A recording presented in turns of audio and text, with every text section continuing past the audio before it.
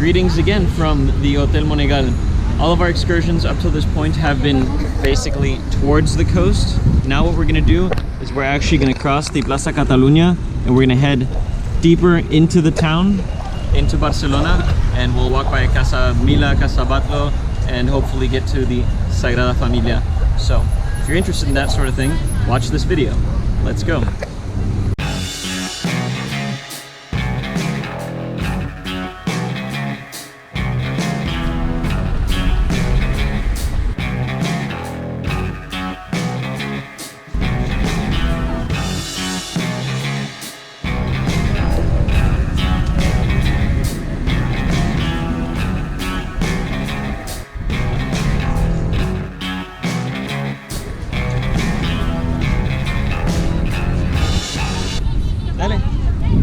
They sell, I'm pretty sure one of these people sells bird feed, so you can get swarmed by pigeons, which is Adriana's dream. I'm trying to find the place. I saw it in some other video.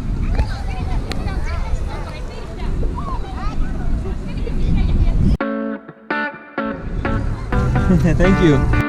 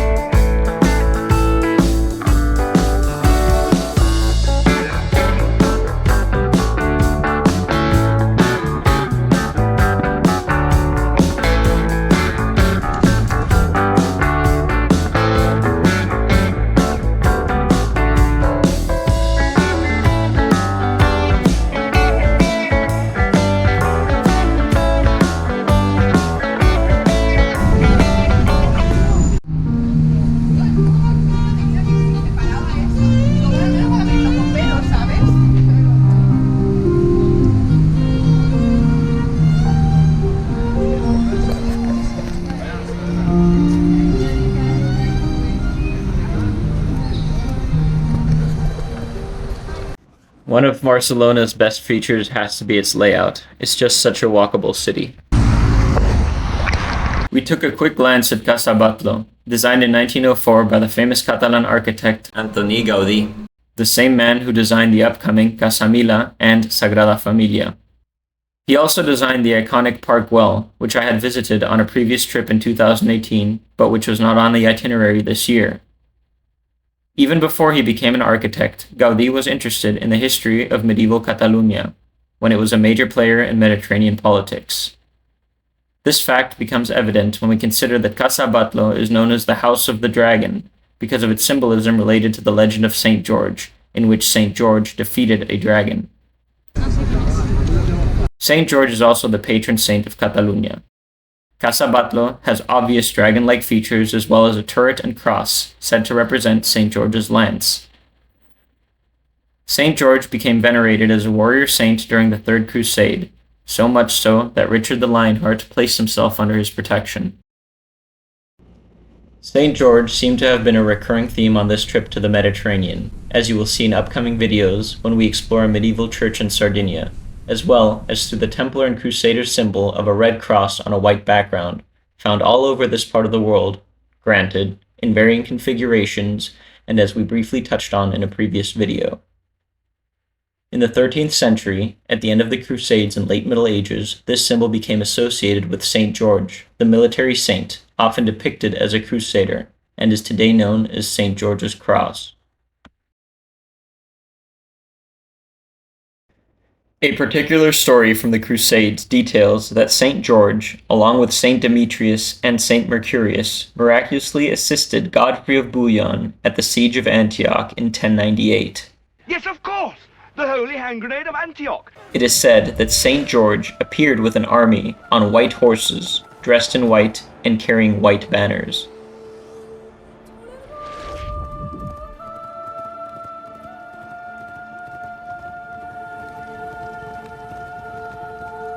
It is interesting to note that Saint Mercurius shares his name with the Roman god Mercury, known by the Greeks as Hermes. This deity wore a helmet with wings. Other works by Gaudí have dragon symbology, such as the entrance of the Palau Güell, which features a helmet with a winged dragon. Joan Oñós was the blacksmith of this feature, which, if my sources are accurate, represents the coat of arms of King Peter IV of Aragon. More on Aragon shortly. In Greek mythology, the winged helmet is a divine item forged by Hephaestus and his assistants in the forge, the Cyclopses. The Cyclopses were said to be great builders and craftsmen of ancient times, which is why ancient structures in the Mediterranean, such as the Nuraghe of Sardinia, which we will explore in future videos, are considered to be examples of Cyclopean architecture. Like, seriously, how did they get these rocks up here? It makes no sense. How did they cut the rocks from the mountain? You know, I ask myself the same question.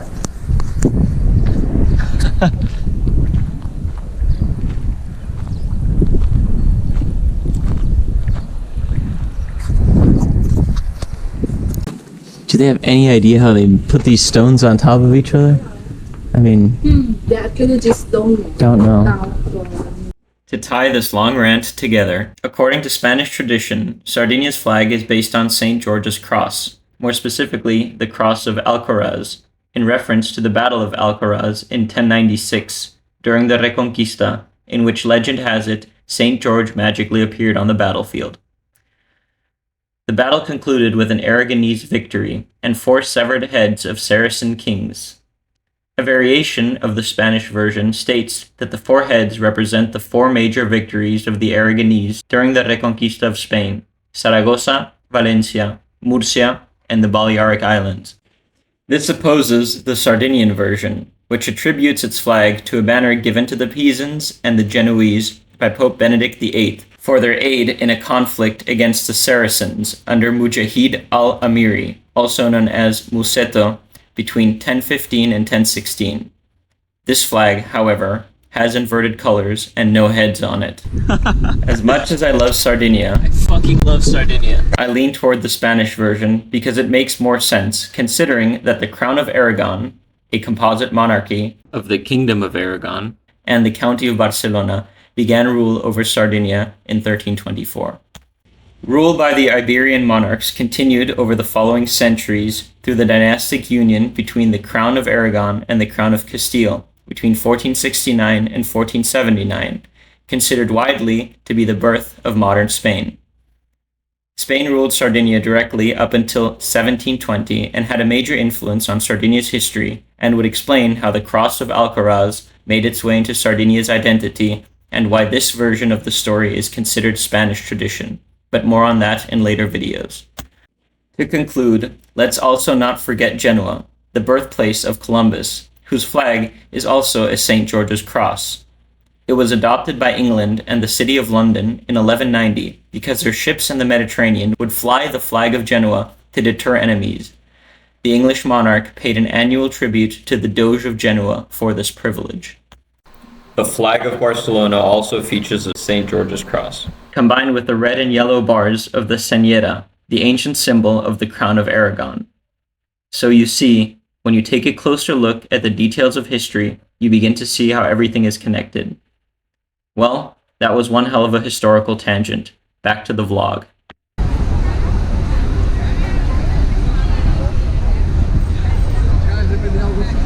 Taking on the role of personal tour guide, I spent a few minutes trying to give a little history lesson about Casa Batllo to my still very much jet-lagged wife.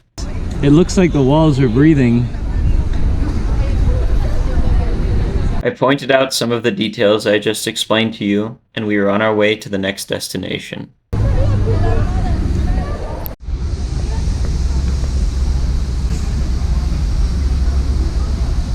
No shortage of shopping options, that's for sure. There's literally a line outside Louis Vuitton. Louis Vuitton is a French luxury fashion brand founded in 1854 by Louis Vuitton, who was the trunk maker for the wife of Napoleon III.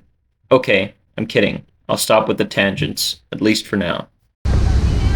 And, yeah, you got Fendi across the street, you got Prada right here.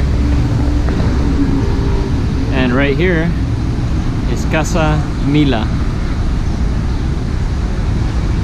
Casa Mila is mentioned in several novels which dabble in the esoteric, such as Origins by Dan Brown and Owen Colfer's Artemis Fowl and the Lost Colony.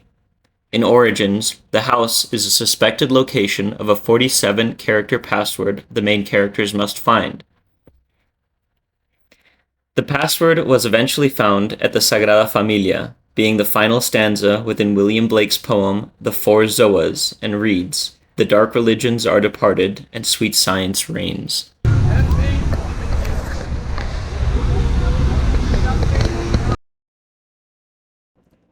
About 47. It is believed by some that seeing this number repeatedly means you are being guided towards a higher purpose and spiritual growth. It is considered to be a lucky number in many cultures, signifying good fortune, success, and abundance in all areas of life. I'm not even going to get into the mathematics of 47. You can look that up on Wikipedia. You'll be delighted to find that the first line reads, 47 is the natural number following 46 and preceding 48. No more, no less. Enough of the Monty Python. I agree, Danny Carey. Enough of the Monty Python. In numerology, 47 would be reduced to 11, being itself a master number associated with magnanimity, nobility, virtue, knowledge, spirituality and spiritual insight, intuition, and enlightenment. It is said that the repeated appearance of 11 signals one to waken and embrace one's spiritual journey while striving to make the world a better place and to make a positive impact on those around you. This can be achieved by becoming a leader who inspires others to become better versions of themselves. A few fun facts. Mars has a 47-year cycle in relationship to the Earth and the Sun, consisting of 22 synodic periods. 22 is another master number. 47 is also the atomic number of silver. Silver has similar physical and chemical properties to its two vertical neighbors in group 11 on the periodic table, copper and gold. There's that number again. I will now read from Wikipedia about silver's symbolic role in history. Silver plays a certain role in mythology and has found various usage as a metaphor and in folklore. The Greek poet Hesiod's Works and Days lists different ages of man named after metals like gold, silver, bronze, and iron to account for successive ages of humanity. Ovid's Metamorphosis contains another retelling of the story, containing an illustration of silver's metaphorical use of signifying the second best in a series, better than bronze, but worse than gold. But when good Saturn, banished from above, was driven to hell, the world was under Jove. Succeeding times a silver age behold, excelling brass, but more excelled by gold. In folklore, silver was commonly thought to have mystic powers. For example, a bullet cast from silver is often supposed in such folklore the only weapon that is effective against a werewolf, witch, or other monsters. From this, the idiom of a silver bullet developed into figuratively referring to any simple solution with a very high effectiveness or almost miraculous results, as in the widely discussed software engineering paper, No Silver Bullet. Other powers attributed to silver include detection of poison and facilitation of passage into the mythical realm of fairies. Silver production has also inspired figurative language. Clear references to cupellation occur throughout the Old Testament of the Bible, such as Jeremiah's rebuke to Judah. The bellows are burned, the lead is consumed of the fire, the founder melteth in vain, for the wicked are not plucked away. Reprobate silver shall men call them, because the Lord hath rejected them. Jeremiah was also aware of sheet silver, exemplifying the malleability and ductility of the metal. Silver spread into plates is brought from Tarshish, and gold from Upaz, and the work of the workman, and of the hands of the founder. Blue and purple is their clothing. They are all the work of cunning men. Silver also has more negative cultural meanings. The idiom 30 pieces of silver, referring to a reward for betrayal, references the bribe Judas Iscariot is said in the New Testament to have taken from Jewish leaders in Jerusalem to turn Jesus of Nazareth over to soldiers of the high priest of Caiaphas. Ethically, silver also symbolizes greed and degradation of consciousness. This is the negative aspect, the perverting of its value. So while we were hanging out in front of the Sagrada Familia, this nice family asked if we could take a photo of them. I really thought the gentleman looked like Arnold Schwarzenegger, and my big mouth couldn't help itself. You look very similar to Arnold Schwarzenegger. Positive. Very strong muscles. Yeah, of course it's positive. You're a very handsome man.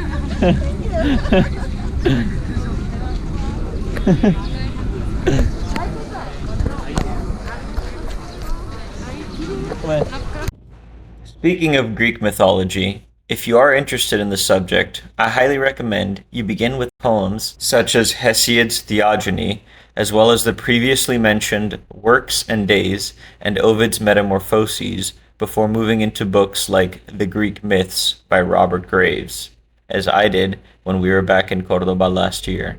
We're about to head over to the library to return these books.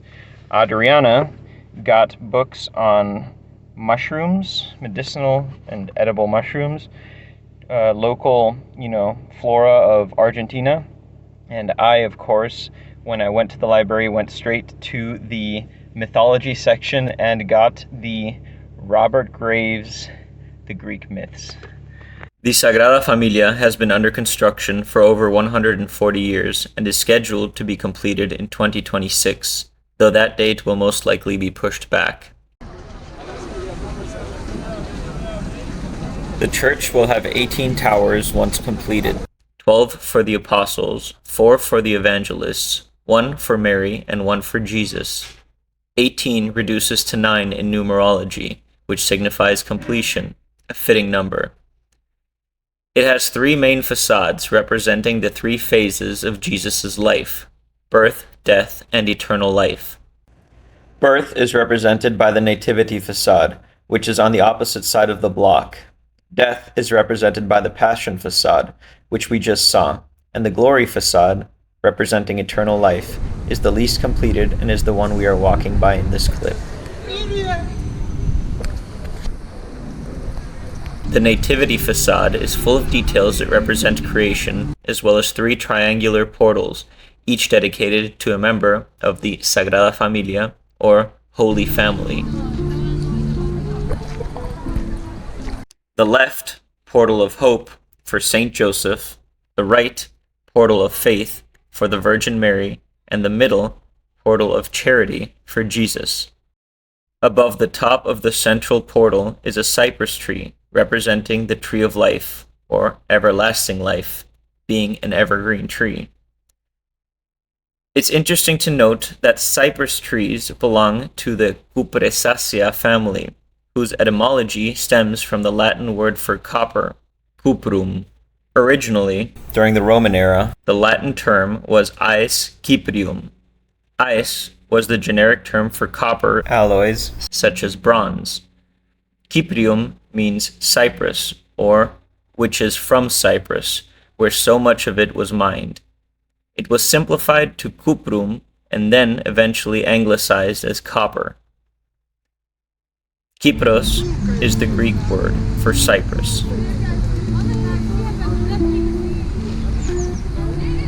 Other notable works from the Nativity facade include the Star of Bethlehem and the Adoration of the Magi.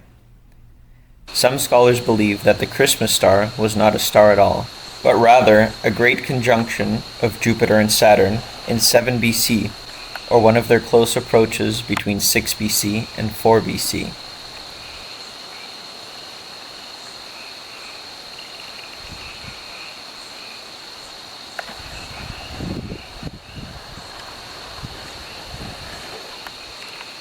On the Passion facade, next to the sculpture of Judas' kiss I recently showed, there is a magic square which, if you add up the numbers on any given row, will sum 33, the age at which Jesus died, or the year he died, depending on who you ask. 33 is another master number, and of course, the highest attainable degree in the ancient and accepted Scottish rite of Freemasonry. The Passion facade is supposed to be reminiscent of stretched muscle and bones. In the neighboring Plaça de Gaudí, we decided to partake in one of Adriana's favorite activities, plant identification. What is that, baby? That looks like Artemisa? Artemisa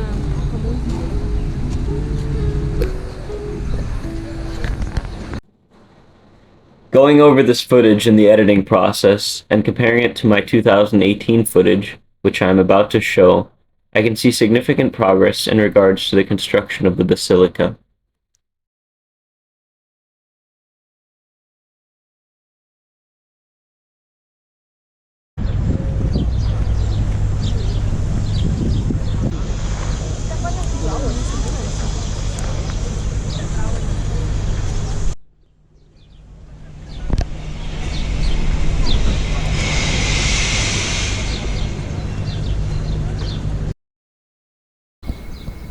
We took in our last glimpse of the Sagrada Familia, pleasantly enjoyed the well-maintained gardens, and made our way onwards. Okay, so that was very nice and obviously a must as well when you're in Barcelona, which is why I wanted to take Adriana there at least once while we're here. And now we're actually going to walk towards the sea and this is a bad time to film. And check out the Cathedral of Barcelona, which is in the Gothic quarter.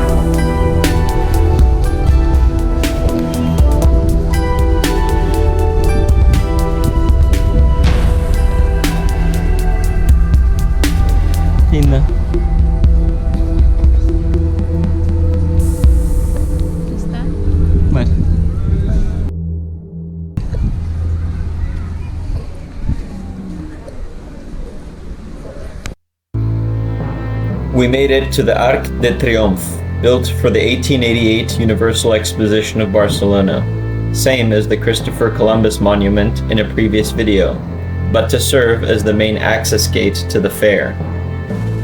Among the artwork decorating the Arc is the coat of arms of Barcelona, the goddesses Cybele, Athena, and Ceres, lions, the pillars of Hercules, the coat of arms of the Spanish monarchy, the symbol of the Order of the Golden Fleece, the gods Mercury, Apollo, and the muses Euterpe and Terpsichore. What this all means, I will leave up to you to decide, as this video is already way too long.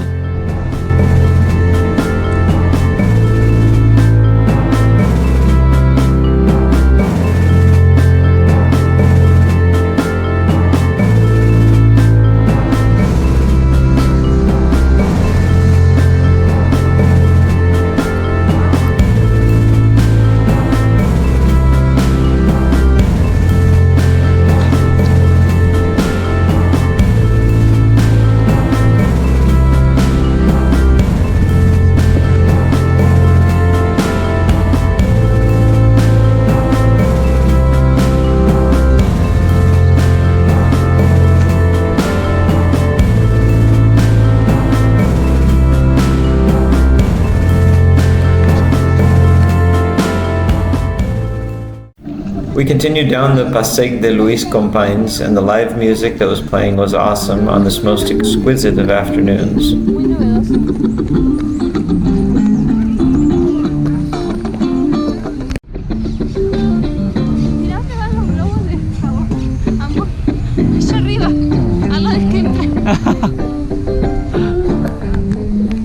At the end of the walkway lies the Monumento a Rius y Taulet. Adriana insisted I mention that the sculpture on the monument is undoubtedly Semiramis. She's been getting into all these conspiracy theories as of late and has been dedicating her free time, of which she has a lot, to reading and making notes on occult history and how a group of obscure figures uses symbols to influence and control the masses. But what does she know? What do you guys think?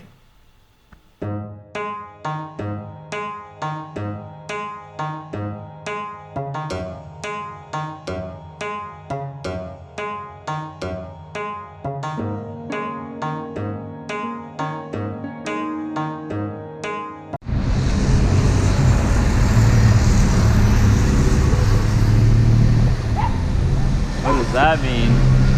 Arius y Taulet. Do you know? What? What? Adriana's all about the symbology.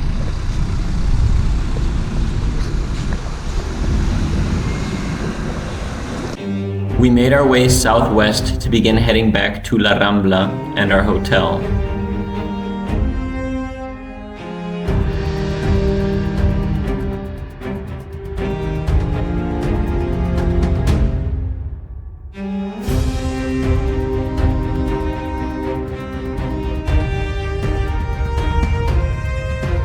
Straight out of Game of Thrones.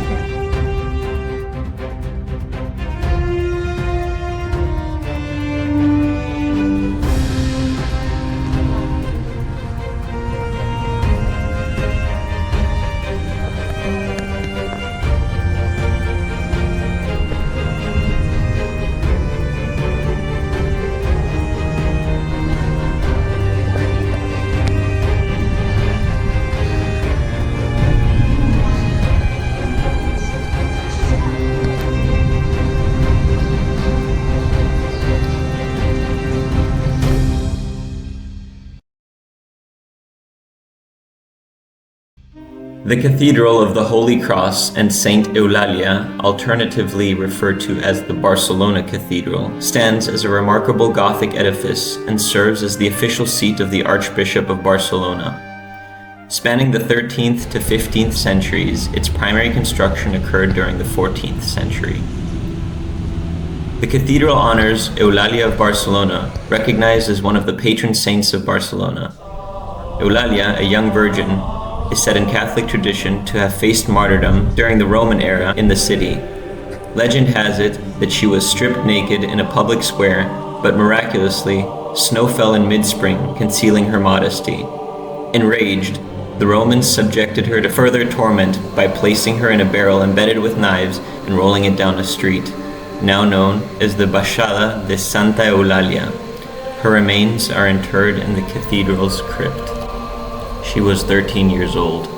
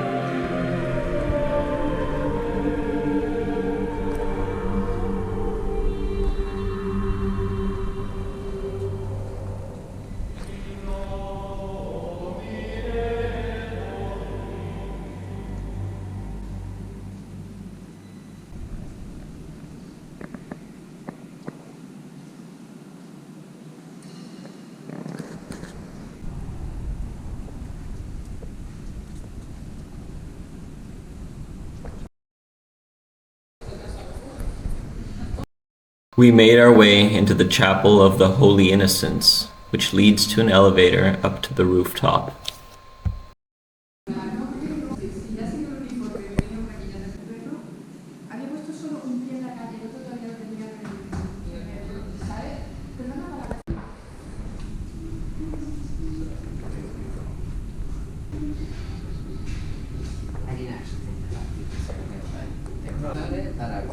I was like, what was that a roll? Hello. Okay, other side. Alright.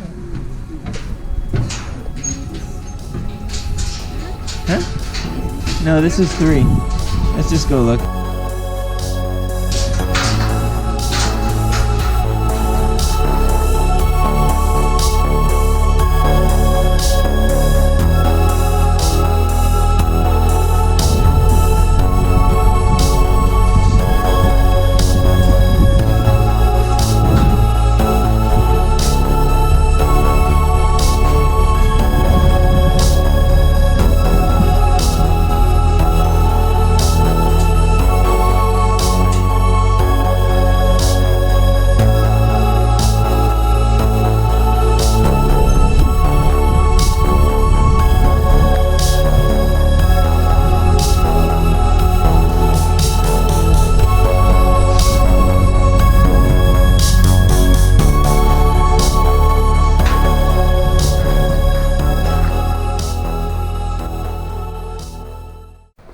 We walked around the inside of the cathedral some more, exploring all the little side chapels. This is probably a good time for me to tell you about the Chapel of the Holy Sacrament and the Holy Christ of Lepanto.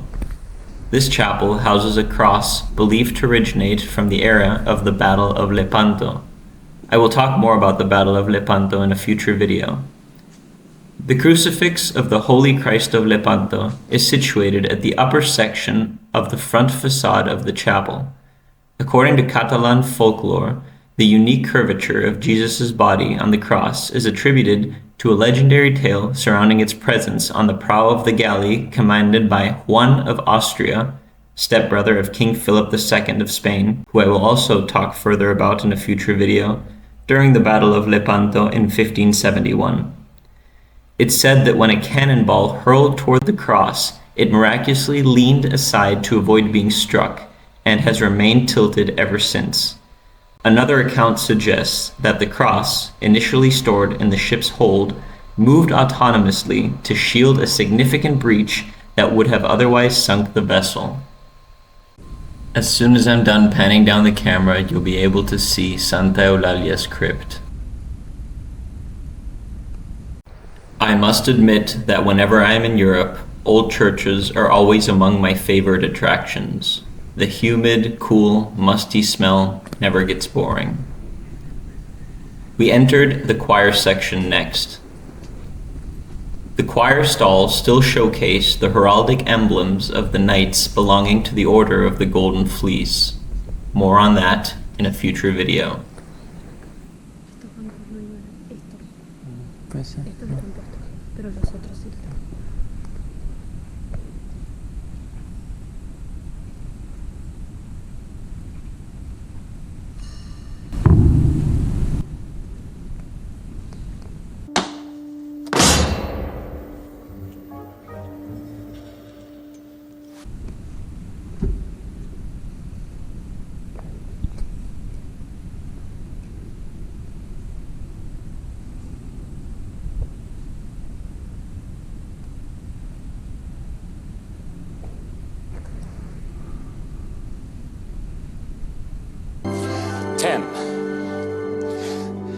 X marks the spot.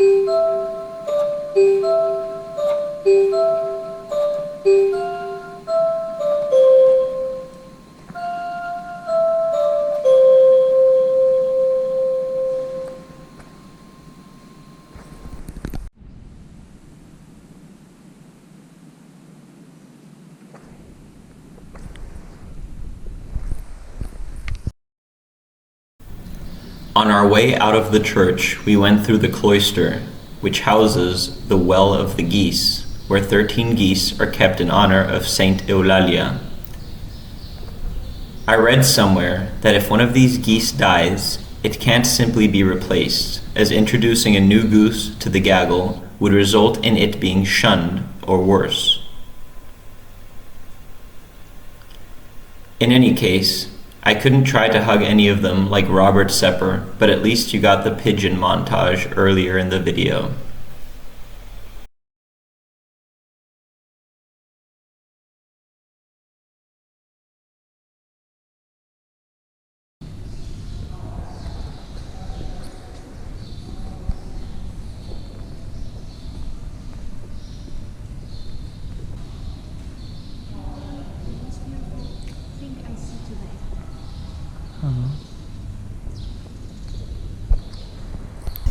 We walked out onto the Carrer del Bisbe street and were pleasantly surprised when we discovered live music was being played on the corner of Carrer de Santa Lucia.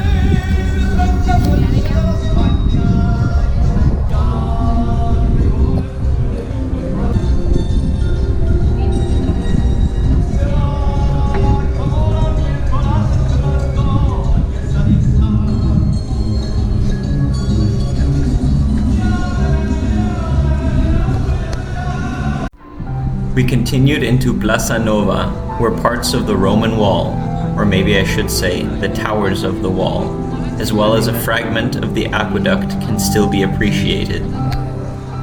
To me, it's absolutely mind-boggling to think that these things were built 2,000 years ago, since in the town that I grew up in Costa Rica, roads don't withstand the rainy season spanning 6 months. The Roman wall's construction began sometime between the 1st century BC and the 1st century AD, marking the beginning of modern-day Barcelona, but more on that in the next video.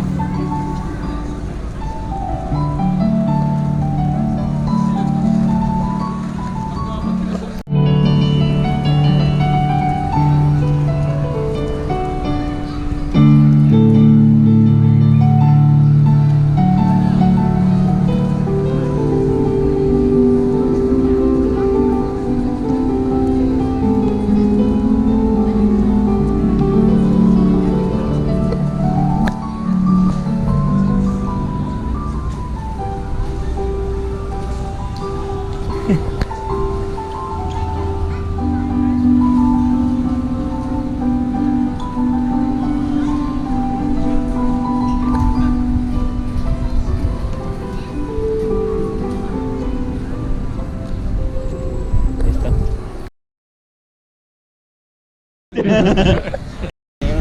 Berlín son turcos. Que hablan alemán, pero solo el idioma de Alright guys, extension to the video. So I was literally walking down the street and I ran into these two fuckers who are people who I went to high school with and I haven't seen in like 13 years. So this is crazy. This is Álvaro, El Mono, and this is Hans Schwarz. The one and only Hans Schwarz. Don't wear it out. No, mentiras.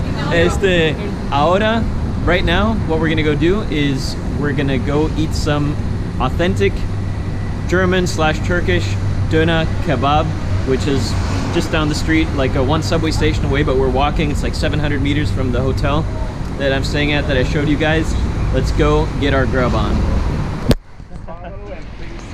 Yeah. Me compré 2 bloqueadores.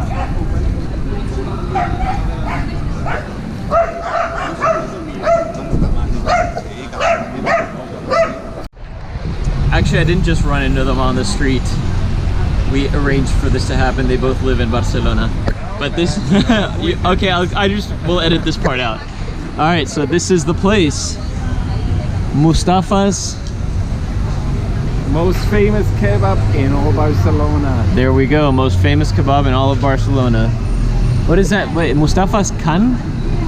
Gemüse kebab. I didn't see the can before. I always thought it was called Mustafa's Gemüse kebab. Oh, it's vegetarian? No. Okay. You have a vegetarian option, but all of the They have ternera here too. Are you? You're not vegetarian, are you? Okay. Look at me.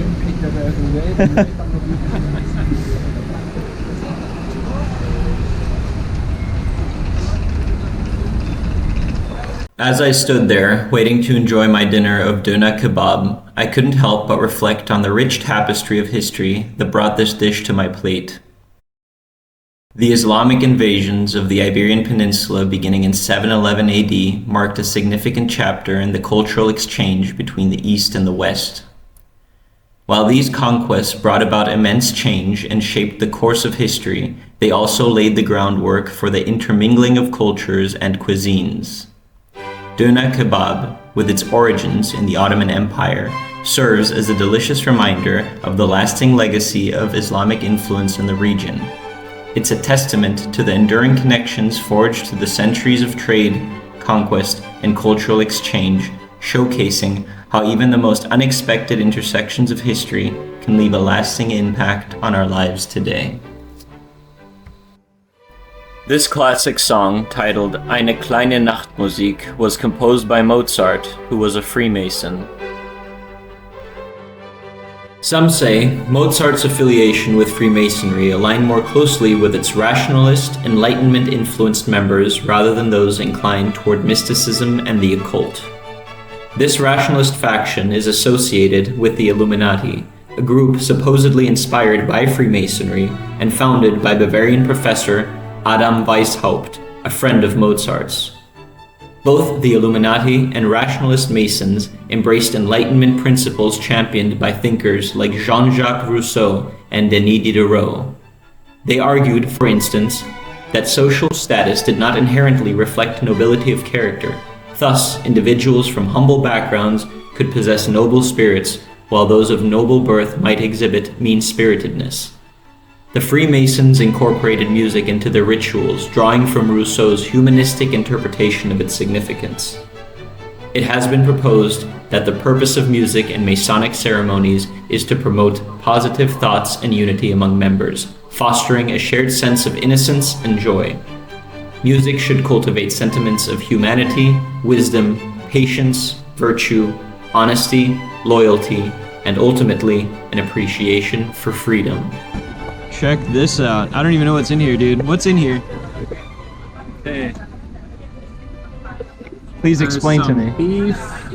You got some chili sauce. Yeah? You got some fried potatoes. Oh, nice. You got some grilled vegetables. Vegetables? Like eggplant Yeah. and zucchini.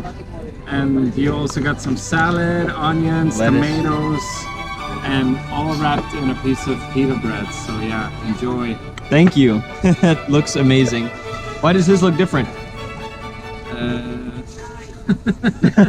What did you get? Like a wrap? I got this one. Yeah, I got the same thing. It's more but a convenient wrap. to eat. Yeah, exactly. Yeah. I like to hold it like You like the big fat round thing in your mouth? Yes. That's why we are meeting in Barcelona. Oh, okay. Uh-oh. Okay. I came to Barcelona because of her. Oh, there you go. Dude, this looks pretty good. I got just beef. He wanted to give me a chicken beef mix, but I got just the beef. I got both. You got both mix? Do you want to show us how to eat this thing? I think he takes it without any sauce and no nothing because he's a chili pussy. Chili pussy. No spicy. Okay. I'm gonna try one of these. Veggies. Start with the veggie, huh? Salad first.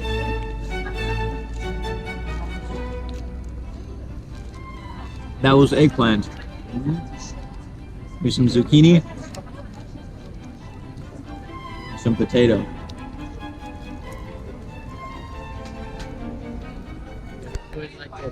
Okay, let me make it into a sandwich. Recording. Alright, so I'm gonna put the sauce evenly. You have to kind of push everything inside. I'm sorry, are you sure the lens is clean? Should be. Can I do it like this? The GoPro, you can do anything you want. Yeah, I just don't want to scratch it on the front. Wait. Just give me 1 second. Just give me 1 second. No worries. The screen will turn off after 1 minute, but just aim it here and it'll be on. Yeah. Because the shot is way better if it's green. Yeah. All right, first bite.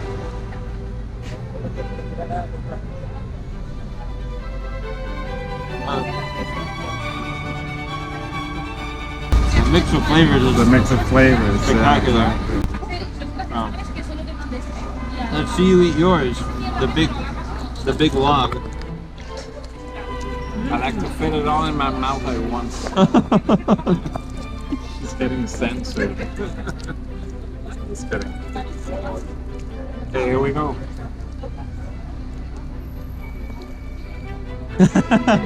You have a good food face. I can feel like a Turkish breeze going through my mouth. You feel like with all the spices. You feel like from the great markets. from the great markets of the Middle East. Of Istanbul. It's called Constantinople. Used to be. Yeah, we don't call it Istanbul. Asia, Europe together. Is it Istanbul or is it Constantinople? Drop a comment in the comment section.